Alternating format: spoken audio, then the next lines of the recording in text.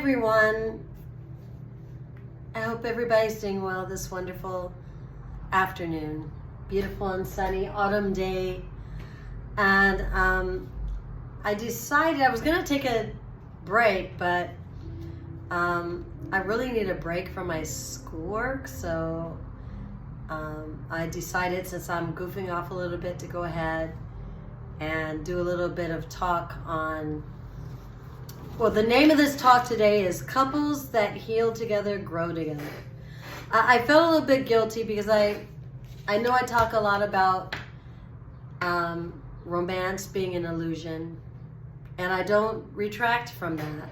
However, and don't get me wrong, I love romance, but romance has to be put in its context. It's not the basis of a relationship of any kind. Unconditional love is the base of love, and being able and being brave enough to radiate that love to people you feel connected to and people you don't feel connected to is the key. That is the honest key. And so even though this is couples is put in the, ooh, I forgot to put my bracelets on. Bad girl. Bracelets, here we are. Okay. Even though couples is in the title here, this is very much for singles, because the truth is, in your path here, it's always singular. That's why if you've ever felt like you were surrounded by people but you still felt alone, hello, it's your path. And even if you're with somebody, even if you're married, even if you've been married for 2 or 3 decades, it's still your individual path. Your partner has their path and you have yours. And the way to find happiness between the two of you for your paths is to be able to do that individual work to improve yourselves, to get past those fears, those blocks, those issues, so that you can be a better partner for yourself and for the other person. And so I'm going to start off with integrity and honesty and the importance of integrity and honesty.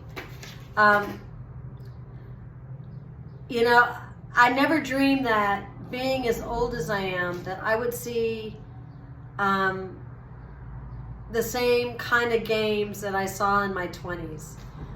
But I think that both men and women who watch this will be able to agree. There are plenty of people out here playing games. And I'm going to say that the reason why they're playing games is because they're feeling a lot of fear. They're feeling fearful about being authentic. They're feeling a need to wear a mask for whatever reason. There are many reasons why people wear masks. And when I say they're wearing masks, it's, you know, they're putting on this persona that isn't who they really are.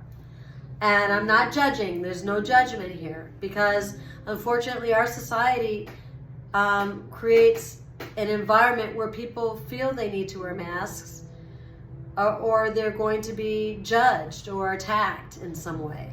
And that's really unfortunate. If we were living in a society where all of us could just be who we are, be authentic, which is what we're supposed to be, and be who we are with love for ourselves, love for other people, with non-judgment, that's heaven. That's what heaven really is. To not be judged, to not feel anxiety about who you are, to not feel anxiety about your feelings, your thoughts and your feelings, being able to work through your thoughts and feelings, if they need to be corrected or considered or reflected on, so that you can grow and not hurt other people or hurt yourself.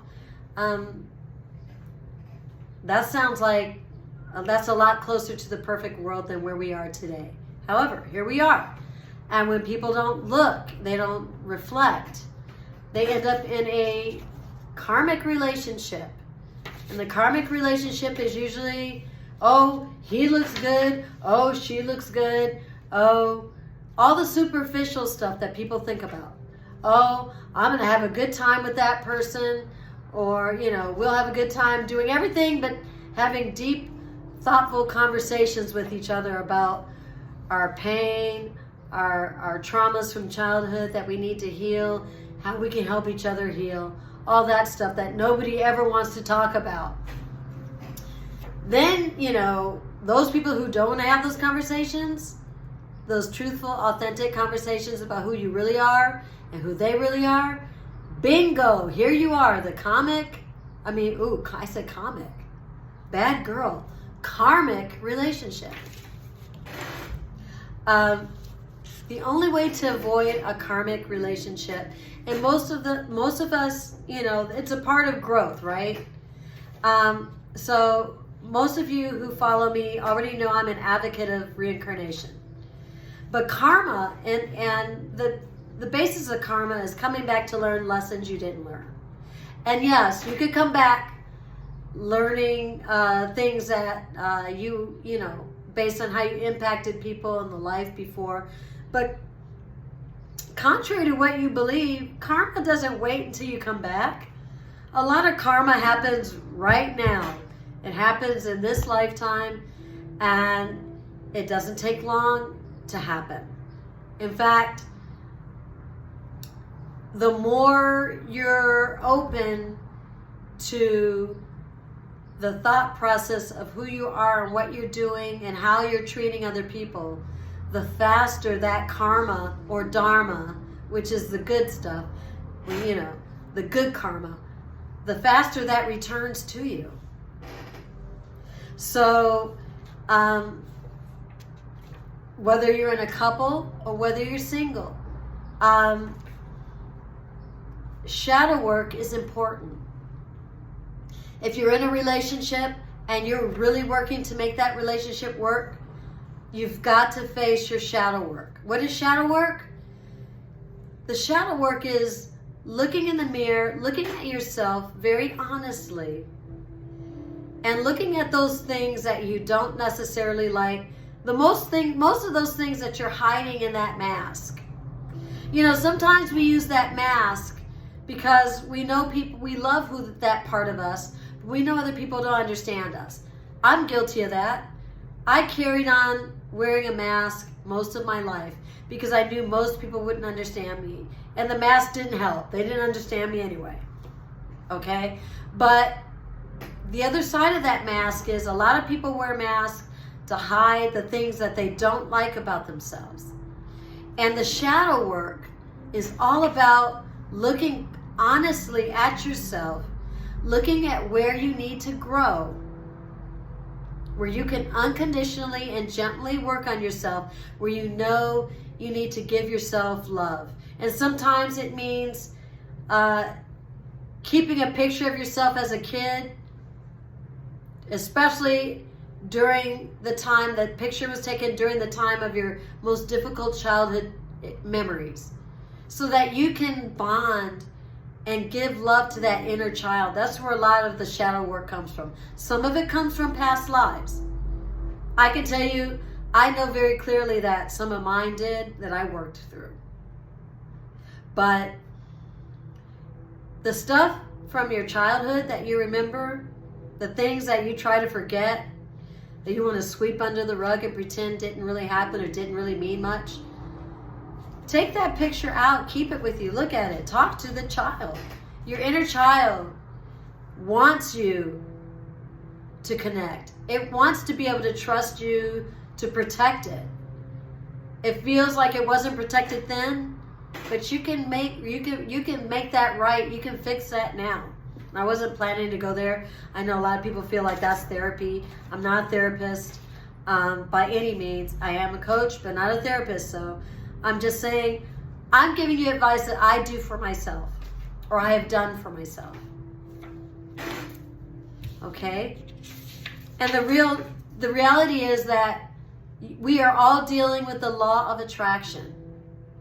Like attracts like. So if you're playing games and you're not being honest with people and you're hustling people and playing people that you think are, honest, nice, or honest, kind people, you're playing them for a fool or whatever, you're going to attract hustlers just like you to play the same games you've been playing on other people. That is how it works. That's the real world. That's the real universe here. And so the bottom line is, you've got to decide whether you're going to choose love or fear.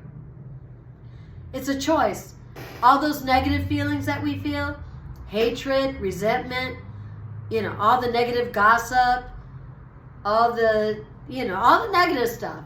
If it's not with love, if it's not with love and kindness, it's negative. It's usually ego-based, and it's negative, and it's all based on fear. Fear is the root of all of that. And, you can fool a lot of people with this game, but people who've been working on themselves, they're going to know that bullshit for what it is. You're not going to be able to fool them on that. So why not take the direction? Why not take the path of love? It's not an easy path, and you have to be brave. You don't have to be brave to take the fear path and play games with people and play games with yourself. You don't have to do that. But to take the love path, if you're badass, prove it. Take the love path and show that you're a badass. Be brave. Be brave enough to be vulnerable. Be vulnerable to yourself. That's right, Luna. She just spoke on it. Be brave enough to be vulnerable for yourself so that you can do your shadow work. And be brave enough to be vulnerable when you interact with others. Because the bottom line is this. Boundaries are important. If you're willing to be vulnerable, if you're brave enough to be vulnerable, you can set boundaries where when you see somebody else in that fear place you used to be, you can say, that's it, and go in the other direction. Shut it down. Use your boundaries.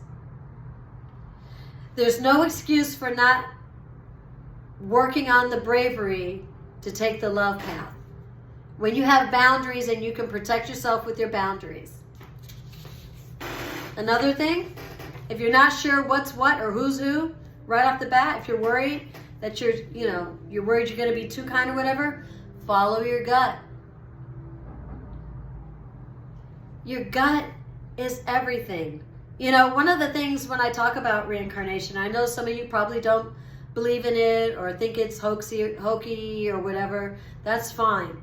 But we all have a spirit. And I have I want to say, I believe everybody who's watching this does believe, regardless of whatever else you believe, we all have a spirit. And there is a place where we all connect. We connect, our spirit connects. It all comes from the gut. The gut is where everything begins. There is biologically, there is a thing called the blastocyst. The blastocyst is where the first initial cells at conception occur. It's like a smaller version of the Big Bang. It's the same thing. It's the same thing. And I love it because it's quantum physics right inside of us. And that is where the spirit, our spiritual selves, that's where we begin as well. It all begins there, at the gut. That's why, the old people always said, listen to your gut. If you're willing to listen to your gut, and I'm about to talk more about that, you're going to get the answers that you need. And if you're willing to quiet yourself and listen to your gut when you interact with other people, you're going to know right off the bat when someone doesn't give you a good vibe and you need to run in the other direction. Okay? So now, as usual, I chose 3 cards from my favorite oracle deck right now, Beyond Lemuria. And the first card I chose was Our Ancient Future.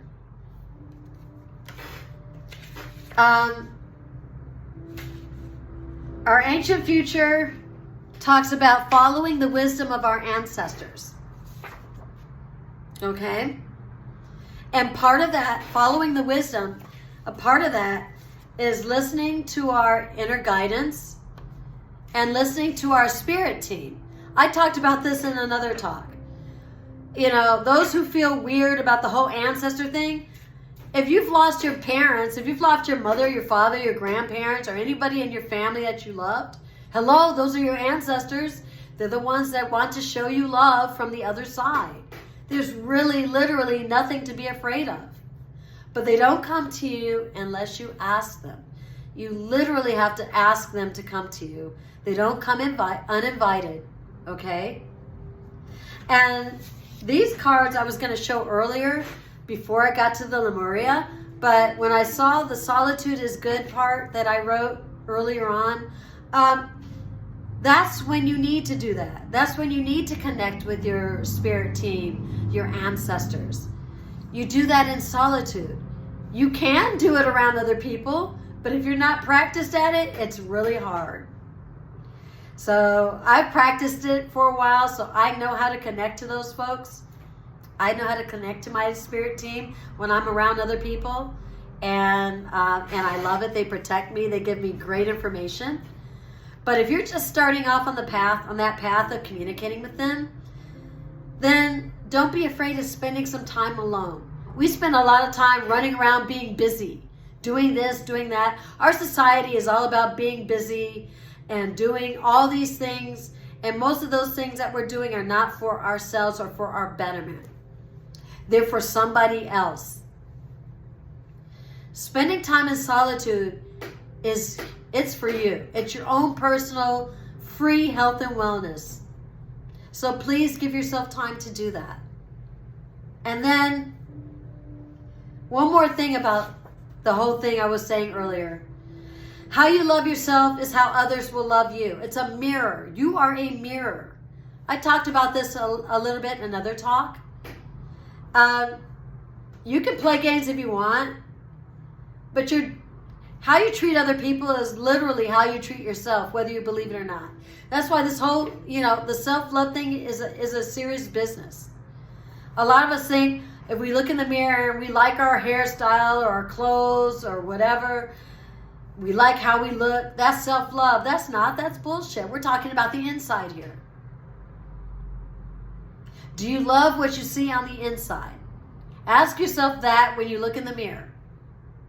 And whatever you're projecting to other people, you're actually giving that same energy back to yourself.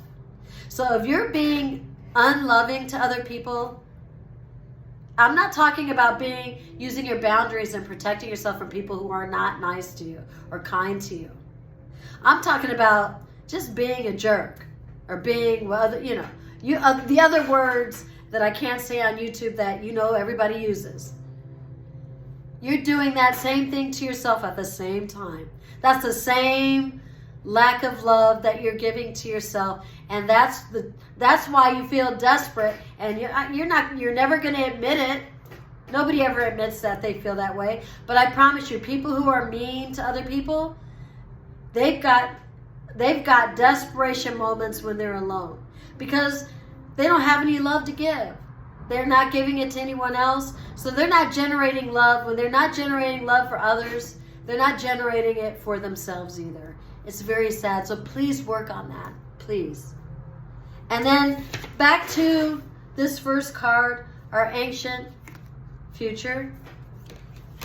Part of that is also owning up to past behavior and being brave enough to change. It's back to the being brave enough to be vulnerable. I'm a teacher. When we're at school, we talk to children about owning up to their behavior. And it's sad because children are having these conversations, but there are plenty of adults who are not. Can you own up to your behavior? That's a question that you need to reflect on when you're in your solitude. Okay. The next card that I chose, which I chose in a past video that I did, was the Soul Star Chakra. And it really is all about being one with God, the Creator, whatever you call that presence and power that connects all of us, being one with it. Because we are all one, which is why it's really ridiculous to be mean to people. Because that's why you're being mean to yourself at the same time. And like I said, I'm not talking about protecting yourself with boundaries. Unfortunately, there are those of us in this realm or on this planet who want to act and live in fear. And that's all they know how to project. That's all they're ever going to project.